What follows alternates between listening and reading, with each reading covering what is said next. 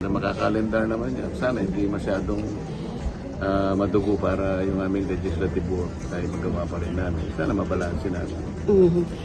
May mga lumalabas na pong mga anggulo ngayon na ito ay fourth lead na ipabasura ng impeachment court.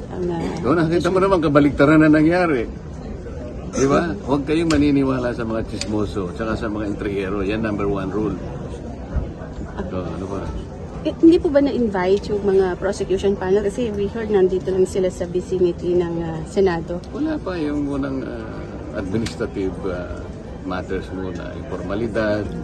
So nag-take out yung presiding officer. Primero nag-ano yung impeachment court na organize na. Nag-take out kami. So binigyan ng summons. 10 days yun. All these processes must be observed. Pagkatapos kung nanaisin ng prosecutor na mag-file ng reply, they're given 5 days within which to do so.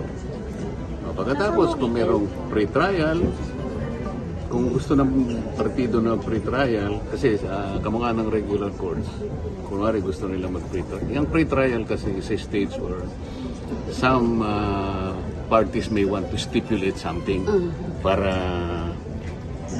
mapabilis natin, para hindi na masyadong matagal. Kasi gusto lang naman nating makita rito yung matapos natin ng walang masasabi ang taong bayan. Sir, calendar days, pag nilinaw lang po is kasama po ang weekend din po. Simpleng pagbilang ng araw lang po ba yung 10 Talagay ko, yun ang days? nakalagay kasi hindi niya din-distinguish. So, calendar days. 10 araw yun. 10 araw na malinis, tuloy-tuloy. Kasama ang Sabado at Linggo. Pero hindi pa naman naibigay yung summons, di ba? Yan, ano pa. Kasi yung notice ng yung writ ng summons kasi ipadadala yon at least 3 days before yung takdang araw na magsisimula. Anong stage po nung impeachment trial yung haharap na si VP Sara? Pagkatapos na siyempre ma-connect yung issues. Ito nga, di ba sasagot muna siya kung gusto naman ng House na mag-reply, 5 days sila. So, and then, doon tayo mag-uumpisa na. Sir, magandang hapon. Kayo ba ulit sa Blue Parang Ribbon? kilala kita. Kayo ba ulit sir sa Blue Ribbon? And anong future ng flood control probe under the new leadership, sir? Ano ba yung Blue Ribbon? Yan ang ano eh, no? Yan ang pinakahihintay nila, di ba? Let's not preempt the Senate President. Nasa sa kanyang mandato. Kung anong call niya, di ba? May attempt ba talaga na recruiting yung ibang nasa majority niya? Oo naman. Yan, sila umiikot, minuto eh. So it's a failed coup. A failed coup d'etat. Hindi naman natin masasabing po. Nag-ano pa lang naman sila eh. Kayo naman. Halimbawa ikaw. Alam nilang hindi ka, alam naman lang matatag ka. Hindi na nila pupuntahan. Yung alam nilang merong vulnerabilities. Yung pwedeng takutin. Diba? Kaya lang, ewan ko kung matatakot nila. Alam mo sabi ko sa mga kasama ko. Ito sabi ko, I just said to paraphrase what Senator Camille said on Wednesday night. Kasi nakita niya talaga, na-experience namin kung ba't kailangan gawin sa Senado. They have desecrated the Senate crowd. Hindi nangyari sa buong kasaysayan. Sabi ni, hindi ko nasasabihin yung sinabi niya. Pero ipaparaphrase ko. Sino man sa atin ang kakalas sa ating grupo. Pagkatapos na nakita natin na nag-alay ng buhay ang isa sa atin. Sa palagay ko, mas masahol pa siya kay Judas. Alam mo kung bakit? Sasabihin ko sa inyo. Si Senator Bato, hindi niya kailangan dumating ng araw na yun. Ako, wala akong expectation na darating. Can you imagine kung nahuli siya? Nahuli siya utilizing a search warrant coming from a court which has no longer jurisdiction in this country. Yung sinasabi ng mga kasama ko, well, para sumulong mo na lang. Anyway, you can exhaust all remedies under the law. What remedies are you talking about? Kung ano ginawa nila kay dating Pangulong Duterte, yun din ang gagawin nila. Do you think makikita pa natin si Senator Bato pagkatapos nilang makuha? Kasi wala na. Kaya sabi ko, hindi niya kailangan pumunta rito. Pero nagpunta siya. Nirisk niya yung buhay niya. Kailan namin nakuha dahil sa kanya, wala nang iba. We owe it to himself. Alone and nobody else. Nobody else. Kung hindi siya pumunta, nobody will blame him. Well, buhay niya yun eh. But he chose to do it. Kaya sabi ko sa kasama ko ngayon, sinong walang konsensya kakalas? Yung tao ginawa niya. Gusto mo magpakulong dito? Pwede. Kasi at least domestic law, di ba?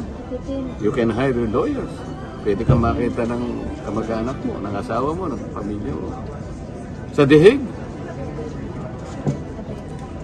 Sino tutulong sa iyo doon? Ako nga nakiusap eh. Makita ko lang si PRRT kasi nandun na ako eh. Can you imagine, I request. O sige, kung gano'n lang, makita ko lang.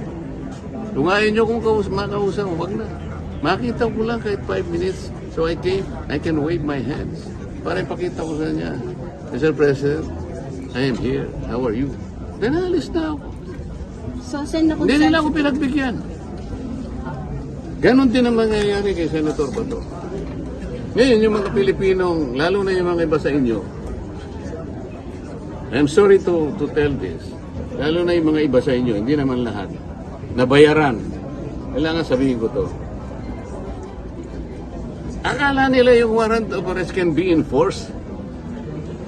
Wala na tayo membership sa ICC, nasa Rome Statute. Without the treaty, what will be the legal basis of a warrant of arrest? You tell me. Huwag kayo nagpapapaniwala doon sa mga din, mga abogadong nagsasalita ng salita. Nililin lang nila kayo.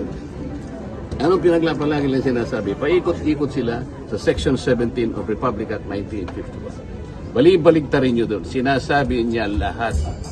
Gagawin mo lang. Isurrender mo or blah blah blah in accordance with extradition laws and treaties. Meron tayong extradition law? Wala. Meron na tayong treaty? Wala. Anong basis ng warrant of arrest? As simple as that. Is there an automatic domestic instrument that will bind our country with that of ICC? You tell me. Senator, sabi po ng OST, di ba, yung enforceable? Halika dito, hindi kita nakikita. Sen, after nung what happened on Wednesday, sa tingin mo na solidify lalo yung majority? Na-solidify na-solidify yung ang samahan majority. ng After nung At what happened on nakonsensya ba Wednesday? si Senator Miken?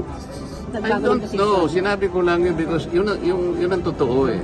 Sabi ko nga, ito lamang ang takeover na walang blessing sa Malacanang. Lahat ng takeover may blessing. Pero ito, hindi nila alam to. Ang tao nagbuwis ng buhay, yun ang importante. Buhay niya yun. So, Paano mo i-disregard yun? kaya ba nag... Kaya mas masahol pa kay Judas yung maghuhudas sa amin. so, nakonsensya si Senator Mix kaya nag... Wala akong sinasabi. Wala akong Sabi niya sinasabi. kanina, Wala akong sinasabi. Tama na po, okay naman. Sen, thank you so much. Ano? Sige, ano? Hindi, sabi kanina po ni Senator Mix yun nga parang nakonsensya siya, hindi na gusto yung nangyari sa Hindi, wala Senado. kami pag-uusap ng gano'n. Huwag na kayo magbanggit ng kung sino. Sinabi ko lang yun sa grupo namin. Hindi namin kagrupo ni Senator Mix. Okay? Sir, so yung nangyari po nung Wednesday, nandito rin kayo, sir, di ba? Nung nagtutukan. Oo, kaya lang. Nakaupo ako ron. Nag-iisip, bakit kaya nangyari? Nalulungkot ako. Sabi ko, bakit kaya nangyari sa bansa namin ito? Pagkatapos, sari-sari kami raw ang nag-instigate. Kayo ba na? Sino ba ang gaano kayaman ang imagination ng isang tao na kaming gagawa, no? Nagkukus kami, in-extend namin ang kukus dahil ang sabi nila darating, tumawag ang House of Representatives. Totoo naman na diniliver nila, sinabit nila yung articles of impeachment. So habang nagbi-briefing kami, hindi pa kami gaano nakakalahati. Bigla nga yan, peputukan na ganito. Diyos ko ako. Natakot din kayo. Hindi ako natakot, nalungkot ako para sa aking bansa. Kailangan bang mangyari? Why? Sir, was the Senate really under attack during the time? What do you think? Kailangan pang nandun yung mga elemento na yon. At sasabihin, meron daw, ano na, may kinukuhang susi daw yung ganito. Kung merong problema, bakit hindi ang National Police ang tawagin? Bakit ang BI? Unang-una, anong ginagawa ni Trillanes? Bakit siya magsese? Palagay mo may warrant of arrest. Palagay mo lang. Why is Trillanes the one serving the warrant of arrest? Did you ever ask him? Wala. Nanonood ako sa inyo. Wala man lang nagtanong sa inyo. Sir, ano ba bang authority niyo? Ba't kayo po yung nagsaserve? Did you ever ask him? Wala. Tinanong naman, sir. Oh, ano sagot niya? Ang sagot niya, nandito daw siya kasi in answer to, ano daw po yun, sabi, challenge daw kasi ni Senator Bato. Pag sinabi ni Senator Bato na kumain siya ng Thai, kakain siya ng Thai? Thank you.